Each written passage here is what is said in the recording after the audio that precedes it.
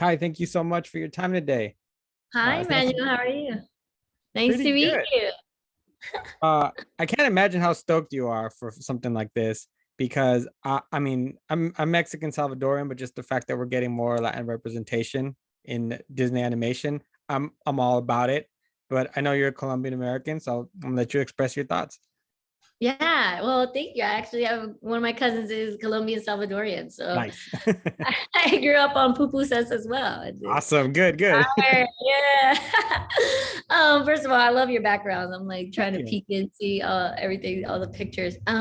Yeah, man, this was a huge opportunity. You would never think that Disney, such a platform like Disney, would create a film or would even take interest in like our little country, But then when you think about it, it's like, wow, this makes so much sense. And to see the beauty of the country and the people, and not just of Colombia, but of Latin America. And to this desire from the directors and the production team to accurately represent a culture and a people, to me was so inspiring.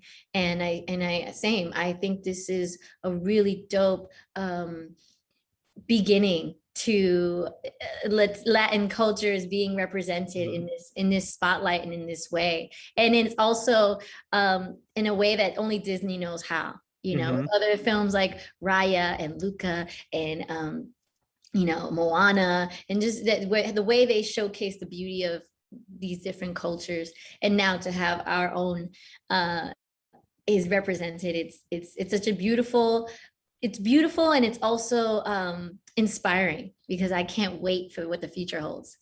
Yeah, I got to see some of it, and so that was very exciting to watch. Now you have a very, very unique job that you do for this film. Very important, actually. You want to tell us a little bit about it? Yes, absolutely. Well, I came in as an assistant choreographer and dancer, and Jamal Sims, who's a iconic choreographer, legendary American choreographer, was brought into this film, and he wanted to make sure that the movement was authentic. Hmm. So I've worked with him in the past, and he called me, and I'm so grateful that he did, because that's a lot of trust to put into someone. So, we were able to hire a cast of Latinx, Colombian. We had some Cuban, Puerto Rican dancers involved in our cast, which was great too, because we all lended our authentic flavor to each of these characters. And then once we created the choreography and movement, we sent it off to the animation team. Then I was also brought in on the animation side as well, to also not just lend my experience as a dancer and my eye as a dancer and choreographer, but also as a cultural consultant to Hmm. just inform them about everything from the music, so the different regions, the music, the dance, how our Latin families interact with each other. You'd be surprised how it's not very common. It's very unique to Latin culture, the way our family parties are, the way our families interact with one another, the way the grandma interacts with the son-in-law or with the auntie and the nephew. So those things were very unique, and it was for me, it was bringing both of my worlds, which is my love of dance and Hmm. my career in dance, and also my Colombian heritage, my Latin heritage, into one. So it was amazing.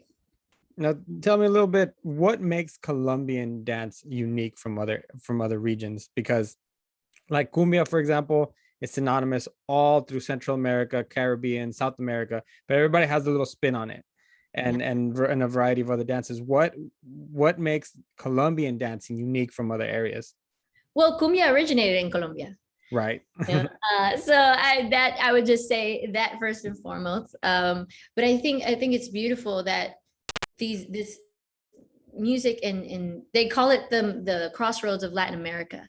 And I think that kind of gives it all in that sense, because I think it's beautiful that, Mexico has their version of cumbia. And then, everyone as Latinos, we listen in like salsa, salsa, Colombian has their version of salsa, reggaeton. And, we're able to take on each other's music and put our own little spice to it. I think in Colombia specifically, what makes it unique is that every region has different influences. Like in the Caribbean coast, you have your cumbia, you have your champeta, mapalé, you have salsa caleña, which is a specific dance style to salsa, and then you have your vallenato, and then you move over to the mountainous areas of the plains, and you have your llanera, música llanera, and it's more boleros, and it's a little bit more with the ranchers and stuff. So the different regions having their own music and having their own dance is very unique. And also, last thing I'll say about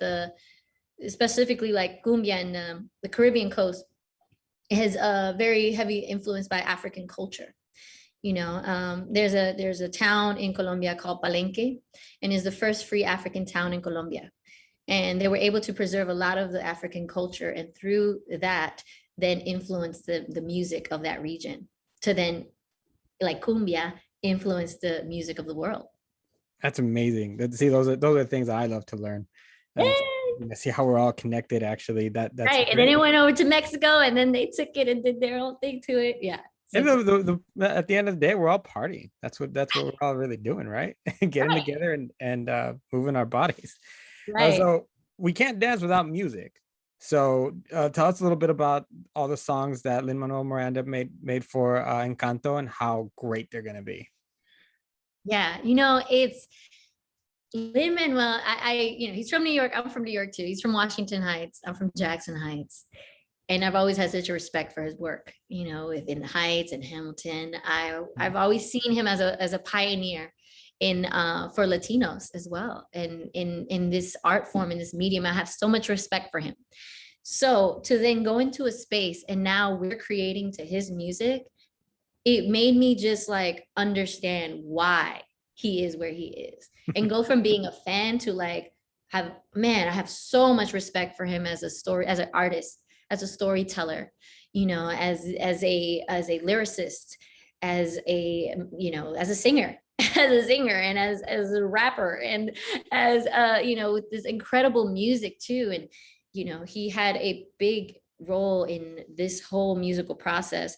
So to work closely with that as a dancer on my end, it was like music. It was music to my ears. It was like being in a playground, because we felt like we had everything we needed to create. And you don't always get that.